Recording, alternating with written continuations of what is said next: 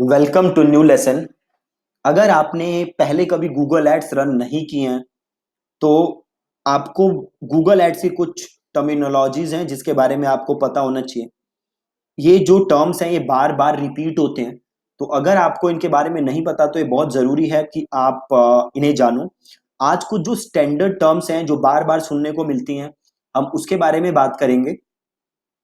Then बाकी जो lessons आगे आप सीखोगे, देन कुछ टर्म्स होंगी जो आप पहली बार सुनोगे तो उनको मैं वहीं एक्सप्लेन कर दूंगा, क्योंकि गूगल एड्स में बहुत सारी टर्म्स हैं। ठीक है, तो कुछ में जो बेसिक टर्म्स हैं, कुछ जो स्टैंडर्ड टर्म्स हैं जो ज्यादा सुनने को मिलती हैं, उसे मैं आज कवर करने की कोशिश करूंगा। तो सबसे पहली CTR। ये जो CTR है ये आप बार बार बार बार सुनोगे। CTR की फुल फॉर्म होती है क्लिक थ्रू रेट। तो जैसे आप नाम से समझ सकते हो, क्लिक थ्रू रेट, कितने लोग आपकी एड देख रहे हैं और उसमें से कितने लोग आपकी एड पे क्लिक कर रहे हैं, उसको हम कहते हैं CTR। सपोज करो 100 लोगों ने आपकी एड देखी और उसमें से 5 लोगों ने एड पे क्लिक किया, तो आपका CTR हुआ 5%। ठीक है, अब सपोज करो 2 लोगों ने आपकी एड पे क्लिक किया और 100 लोगों ने एड देखी, तो आपकी CTR कितना है? 2%। ठीक है, तो ये CTR जो है वो गूगल एड्स में बहुत ज्यादा मैटर करता है। क्यों करता है? कि सपोज करो अगर आप भी 100 रुपए खर्च कर रहे हो, आपका कॉम्पिटिटर भी 100 रुपए खर्च कर रहा है, बट आपके कॉम्पिटिटर का CTR ज्यादा है और आपका CTR कम है। ठीक है, तो क्या फायदा होगा आपके कॉम्पिटिटर को? कि आपका कॉम्पिटिटर का जो खर्चा है वो बेसिकली कम हो जाएगा। ठीक है, ये फर्क होता है CTR से। तो अभी के लिए आप जस्ट ये समझ लो कि CTR का मतलब क्या होता है, क्लिक थ्रू रेट। और क्लिक थ्रू रेट कैसे कैलकुलेट होता है? तो अगर 100 लोग आपकी एड देख रहे हैं तो उसमें से कितने क्लिक कर रहे हैं, वो आपका हो गया क्लिक थ्रू रेट परसेंटेज। ठीक है, तो पहली चीज CTR। दूसरी लिंगो जो आप बार बार बार बार सुनोगे वो है CPM। CPM का मतलब है कॉस्ट पर 1000 इंप्रेशंस।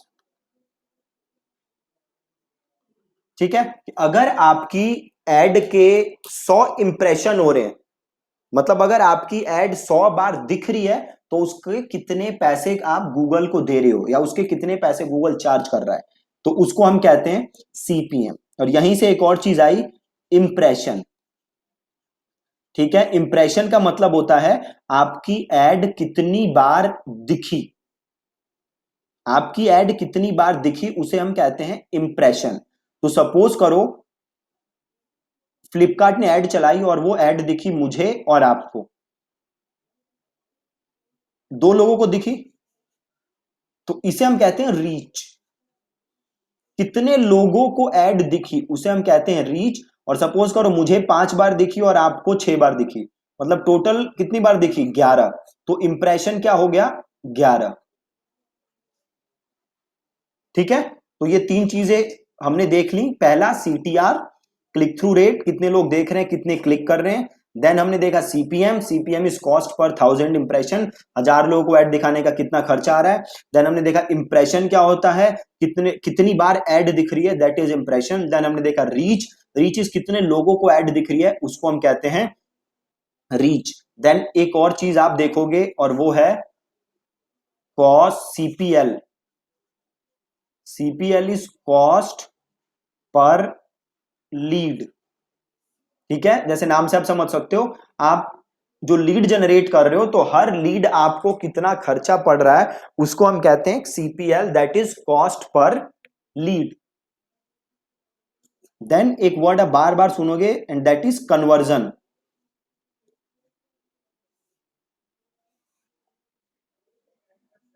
कन्वर्जन, अब कन्वर्जन क्या होता है? कन्वर्जन की कोई स्टैंडर्ड डेफिनेशन नहीं है। कन्वर्जन का मतलब होता है कोई भी इंपॉर्टेंट इवेंट या एक्शन। ठीक है, अब इसे ध्यान से समझो। सपोज करो आपकी वेबसाइट है और आपकी वेबसाइट पे आके कोई क्या बना? लीड। तो क्या ये एक इंपॉर्टेंट एक्टिविटी हो रही है? हो रही है, तो इसको हम कह सकते हैं कन्वर्जन। अब सपोज करो आपकी वेबसाइट पे आके किसी ने प्रोडक्ट खरीदा, मतलब परचेज, तो इसे हम क्या कह सकते हैं, अगेन कन्वर्जन। अब सपोज करो आपकी वेबसाइट पे एक बहुत ही जरूरी पेज है, बहुत ही कोई जरूरी पेज है, किसी ने इस पेज को देखा, तो इसे भी हम कह सकते हैं कन्वर्जन। ठीक है, अब कन्वर्जन जो है इसकी स्टैंडर्ड डेफिनेशन नहीं है, आपके लिए क्या कन्वर्जन है ये आप गूगल को बताते हो। गूगल ने कोई डेफिनेशन सेट नहीं कर रखी। फॉर एग्जाम्पल सपोज करो आपकी वेबसाइट का कोई बहुत इंपॉर्टेंट पेज है, वो मैंने देखा, तो ये आपके लिए कन्वर्जन है। बट हो सकता है मेरी वेबसाइट पे एक पेज हो, सिमिलर पेज हो, बट मैं उसे कन्वर्जन ना मानूं, मेरे लिए वो एक्शन मैटर ना करता हो। ठीक है, तो कन्वर्जन की डेफिनेशन हम तय करते हैं। स्टैंडर्ड केसेस में आप देखोगे कि कन्वर्जन लोग रेफर करते हैं जब कोई लीड जनरेट करे या जब कोई सेल हो, तो उसे लोग कहते हैं कन्वर्जन। ठीक है, अब एक और चीज जो आपको बार बार सुनने को मिलेगी, तो अब तक हमने क्या क्या बात कर ली, अब तक हमने बात कर ली CTR, that is click through rate. Then हमने बात कर ली CPM, cost per thousand impression. Then हमने बात कर ली इंप्रेशन की, आपकी ऐड कितनी बार दिख रही है। देन हमने बात कर ली रीच की, आपकी ऐड कितने लोगों को दिख रही है। देन हमने बात कर ली सीपीएल की, CPL is cost per lead, कि आप जो भी लीड निकाल रहे हो आपको, तो पर लीड आपको कितना खर्चा पड़ रहा है। देन हमने बात की कि कन्वर्जन क्या होता है। देन एक चीज आपको मिलेगी सुनने को, वो है CPA. CPA is cost per acquisition, मतलब आप जो भी कस्टमर अक्वायर कर रहे हो उसके लिए आपका खर्चा कितना हो रहा है, उसको हम कहते हैं सीपीए। ठीक है जी, सीपीए किसे कहते हैं, जो भी आप कस्टमर अक्वायर कर रहे हो उसके लिए कितना खर्चा हो रहा है, उसको हम कहते हैं सीपीए। Then bid. ठीक है, बिड इज आप गूगल को कितने पैसे दे रहे हो, या फिर आप एक एक्शन के लिए कितना पैसा दे सकते हो, उसे हम कहते हैं बिड। जैसे आईपीएल में होता है ना, जैसे आपको युवराज सिंह खरीदना है तो लोग कहते हैं मैं 1 करोड़, 2 करोड़, 3 करोड़, 5 करोड़, तो that is bid. Similarly Google में भी आप बिड करते हो कि भैया मैं एक सेल के इतने पैसे दे सकता हूं, मैं एक लीड के इतने पैसे दे सकता हूं, मैं एक क्लिक के इतने पैसे दे सकता हूं, तो उसे हम कहते हैं बिड। ठीक है, हाँ, और एक बहुत ही जरूरी चीज है जो आप बार बार सुनोगे, and that is conversion rate. मैं बता नहीं सकता आपको how important this is. Conversion rate का मतलब क्या है, आपके वेबसाइट पे कितने लोग आ रहे हैं और उसमें से कितने कन्वर्ट हो रहे हैं। फॉर एग्जाम्पल सपोज करो मेरी वेबसाइट पे आए 100 लोग, और इन 100 में से 3 ने मेरा प्रोडक्ट खरीदा, तो मेरा कन्वर्जन रेट क्या है, 3%। ठीक है, या फिर सपोज करो मेरी वेबसाइट पे आए 5 लोग, सॉरी, मेरी वेबसाइट पे आए 100 लोग और उसमें से 5 ने प्रोडक्ट खरीदा, तो उसे हम कहते हैं 5% हो गया कन्वर्जन रेट। अब देखो एक सिचुएशन देखो, सपोज करो ये है आपकी वेबसाइट, आपने टोटल पैसे खर्च किए ऐड में 100 रुपए। ठीक है, और आपकी वेबसाइट पे आए 5 लोग, आपकी वेबसाइट पे आए 5 लोग, और आपका कन्वर्जन रेट है, एग्जाम्पल के लिए मान लेते हैं, इतना होता नहीं है, जस्ट एक एग्जाम्पल पर्पस के लिए आपको बता रहा हूं, 50%। मतलब 100 लोग आए, 100 लोगों ने क्लिक किया, 5 लोग आए, और 5 में से 2.5 ने आपका प्रोडक्ट खरीदा। और सपोज करते हैं प्रोडक्ट है मेरा 100 रुपए का, मतलब टोटल कितने आपने रिवेन्यू जनरेट किए, 250। वहीं लगा लो मेरी वेबसाइट है, मैंने भी कितने खर्च किए, 100, मेरे पे भी आए 5, बट मेरा कन्वर्जन है से 20%। तो मेरे कितने लोगों ने प्रोडक्ट खरीदा, बस एक बंदे ने खरीदा। क्यों, 5 आए थे, खर्च कितने किए थे मैंने, 100 रुपए, 5 लोग मेरी वेबसाइट पे आए, 20% कन्वर्जन रेट, मतलब एक बंदे ने खरीदा, कितने का है एक प्रोडक्ट, 100, मतलब मैंने कितना रिवेन्यू जनरेट किया, 100, आपने कितना किया, 250, खर्च कितने किए, आपने भी 100, मैंने भी 100, बट आपने तो 250 कमा लिया और मैंने तो 100 कमाया। ऐसा क्यों? क्योंकि हमारे कन्वर्जन रेट, आपका कन्वर्जन रेट है 50 और मेरा है 20।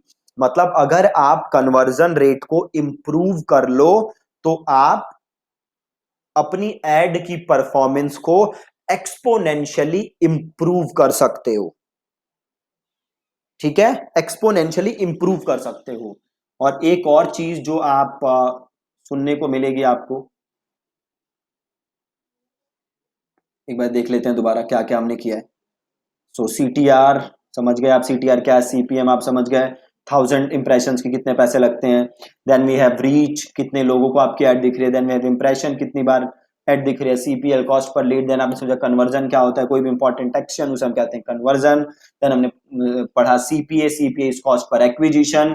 देन बिड, आप कितने पैसे देने के लिए तैयार हो। कन्वर्जन रेट, कितने लोग आ रहे हैं उसमें से कितने आपके कन्वर्ट हो रहे हैं। ठीक है, देन हमने कन्वर्जन रेट का एग्जांपल समझा कि कन्वर्जन रेट एग्जैक्टली काम कैसे करता है। ठीक है, इसके अलावा आपका गूगल में और स्टैंडर्ड टर्म कौन से होंगे जो बार बार यूज होते हैं, तो यही बेसिक टर्म्स हैं जो आपको बार बार गूगल में सुनने को मिलेंगे। ठीक है, और जो भी स्टैंडर्ड और इसके अलावा जो भी टर्म्स आएंगी वो मैं लेसन्स में आपको साथ साथ समझा दूंगा, क्योंकि काफी सारी टर्म्स हैं जो कि अभी आपको समझाना आपको ज्यादा समझ नहीं आएगा, वो उसी लेसन के साथ या उसी कॉन्सेप्ट के साथ आपको समझ आ सकता है। बट ये कुछ स्टैंडर्ड टर्म्स हैं जो कि गूगल में फ्रीक्वेंटली यूज होती रहती है। ठीक है जी, so thank you so much for watching this lesson. कल के लेसन में हम और आगे बढ़ेंगे गूगल एड्स में। और अभी आई एम श्योर कि आप लोग में से ज्यादातर ने मेरा फेसबुक एड्स का कोर्स भी लिया हुआ है, तो आपको पता है कि हम एकदम स्क्रैच से स्टार्ट करते हैं। सो हो सकता है कि आप में से ज्यादातर लोगों को ये चीजें पता होंगी, बट काफी सारे आप में से लोग होंगे जिन्हें ये सब चीजें नहीं पता होंगी। तो मेरा गोल हमेशा होता है कि हम बेसिक से स्टार्ट करें और धीरे धीरे हम एडवांस चीजों पे जाएं, एडवांस स्ट्रेटेजीज पे जाएं, एडवांस कॉन्सेप्ट्स पे जाएं। क्योंकि अगर आपको बेसिक्स क्लियर नहीं है तो बिलीव मी ऑन दिस, आगे का आपको कुछ समझ नहीं आने वाला। राइट, अब लोगों को भ्रम क्या है कि भैया एडवांस चीजों से ही सब कुछ हो जाता है। फैक्ट इज, अगर आपकी बेसिक चीजों पे पकड़ नहीं है देन एडवांस चीजों का कोई फायदा नहीं है। प्रॉब्लम यह है कि हम में से ज्यादातर लोग या आप में से ज्यादातर लोग ऐसे लोगों की बातें सुनते हो यूट्यूब पे जो डेली 50 रुपए 100 रुपए एड पे खर्च करते हैं, जिन्होंने लाइफ टाइम में ही 1000 रुपए खर्च किए हैं, and then they are preaching about ads. उन्हें खुद आइडिया नहीं कि स्केलिंग क्या होती है, उन्हें खुद पता नहीं स्ट्रेटेजीज क्या होती है। ठीक है, तो हम एकदम बेसिक से स्टार्ट करेंगे और देन हम एडवांस चीजों पे मूव करेंगे। बट मेक श्योर कि आपके बेसिक्स एकदम क्लियर हैं, आपको एकदम चीजें पता हैं। अगर आपको वीडियो 2 बार देखनी पड़ रही है कोई प्रॉब्लम नहीं है, 2 बार देखो। बट अगर आपने बेसिक लेसन्स मिस कर दिए देन आगे आपको दिक्कत होगी। ठीक है जी, that's it from this lesson.